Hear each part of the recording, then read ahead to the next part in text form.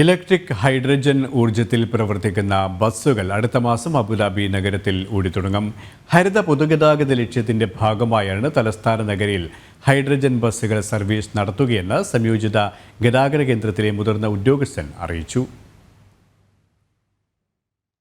2030 അബുദാബിയിലെ പൊതുഗതാഗതത്തിന്റെ 20% ഹരിതവൽക്കരിക്കുന്നതിന്റെ ഭാഗമായാണ് electric hydrogen ഊർജ്ജത്തിൽ പ്രവർത്തിക്കുന്ന ബസ്സുകൾ നിരത്തിലോടി തുടങ്ങുക.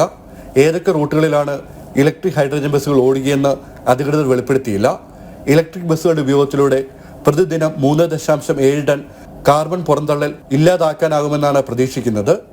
ഇലക്ട്രിക് ബസ്സുകൾ എമിറേറ്റുകളെ ബന്ധിപ്പിച്ച് സർവീസ് നടത്തുമെന്നും 24 മണിക്കൂറും ഇവയുടെ സർവീസ് ഉണ്ടാകുമെന്നും സംയോജിത ഗതാഗത കേന്ദ്രത്തിലെ ആസൂത്രണ വിഭാഗം ഡയറക്ടർ അത്തിക് അൽ മസ്രൂയി പറഞ്ഞു. പ്രതിദിനം ഓരോ ബസ്സുകളും 520 കിലോമീറ്റർ ദൂരം സർവീസ് നടത്തും.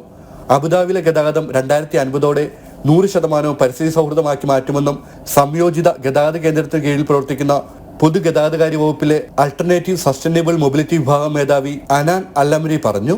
നിലവിലെ യാത്രക്കൂലിയാണ് ഇതിനും ബാധകമെന്നും അദ്ദേഹം കൂട്ടിച്ചേർത്തു.